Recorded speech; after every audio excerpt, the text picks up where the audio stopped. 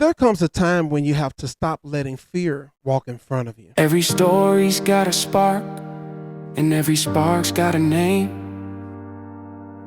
This is the journey of finding mine.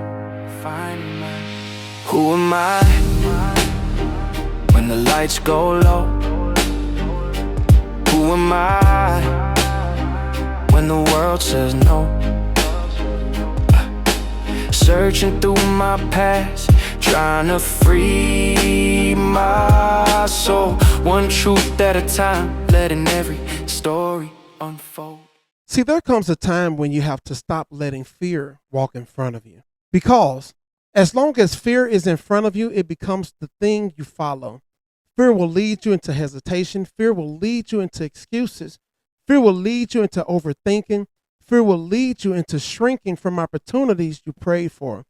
Fear does not always look like panic. Sometimes fear looks like planning too long. Sometimes fear looks like saying, I'm just waiting on the right time.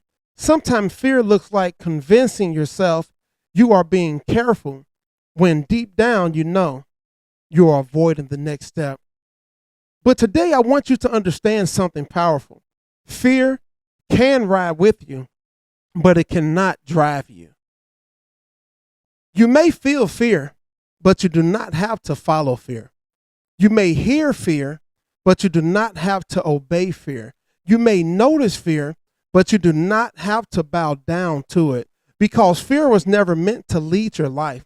Fear belongs behind you. That means you do not wait until fear disappears before you move. You move. And fear has to catch up.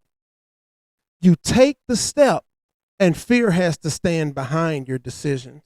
You make the call, start the business, apply for the position, go back to school, have the conversation, launch the idea, walk into the room, and tell fear you are not going first anymore.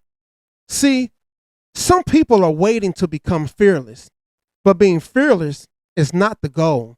The goal is becoming faithful while fear is still talking. The goal is to become focused while fear is still whispering. The goal is to become disciplined while fear is still trying to distract you. Because courage is not when fear leaves the room. Courage is when you stop giving fear the microphone. How many dreams have been delayed because fear spoke first? How many gifts have been buried because fear got loud? How many opportunities did you talk yourself out of because fear told you you are not ready? You are not enough. You are going to fail. People are going to laugh. You are going to embarrass yourself. But let me tell you something. Fear is a liar with a familiar voice. It sounds convincing because it studies your insecurities. It knows what happened last time. It knows where you got rejected. It knows where you were disappointed. It knows the wound you still think about. So fear uses old pains to talk you out of new possibilities. But just because fear remembers your past does not mean fear gets to write your future. You have to get to a place where you say, yes, I was hurt, but I'm still moving. Yes, I was disappointed, but I'm still trying. Yes, I failed before, but I am wiser now. Yes, I am nervous, but I am not backing down. See, that is how you get fear behind you. You do not argue with it all day. You do not sit down and negotiate with it. You do not let it build a mansion in your mind. You move. Movement is how you put fear in its place. Every step you take says, fear gets behind me. Every step you take says, fear, get behind me. Every promise you keep says, fear, get behind me. Every time you show up when you wanted to hide, you tell fear, you are not in charge. And the more you move, the smaller fear becomes. Not because life gets easier, but because you get stronger.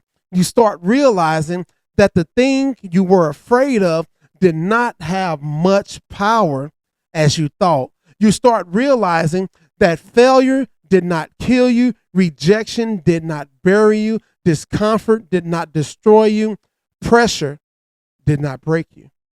It revealed that there was more in you than fear wanted you to know.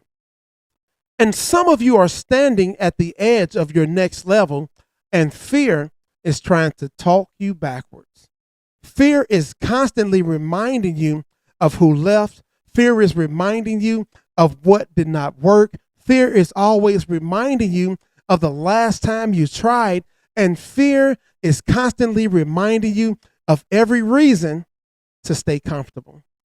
But your future is calling louder than your fear. Your purpose is calling louder than your excuses. Your next level is calling louder than your nervousness. And at some point, you have to decide which voice gets your obedience. Will you obey fear or will you obey purpose? Will you follow panic or will you follow vision? Will you keep standing still because you are scared, or will you move scared and become stronger on the way? Because sometimes the breakthrough is not on the other side of fear. Sometimes the breakthrough starts the moment you put fear behind you and take the first step anyway. So today, stop waiting to feel perfect. Stop waiting to feel ready. Stop waiting for every doubt to disappear. Put fear behind you. Let it talk from the back seat. Let it whisper while you walk. Let it make noise while you build, but do not let it hold the steering wheel. You have survived too much to be controlled by fear now. You have come too far to turn around now. You have too much purpose to stay frozen now. So stand up, take the step, make the move, open the door, start again. And when fear tries to get in front of you, look it straight in the face and say, not this time. You can follow me if you want to, but you will not lead me anymore. Get the fear behind you, because fear may be present, but it is not your master. Fear may be loud, but it is not your leader. Fear may show up, but it does not get the final word. You do. Who am I? Yeah, I'm more than the pain, more than the pride. Who am I? Walking in purpose, no mask, no disguise. This is my voice, my rise, my life. Welcome to who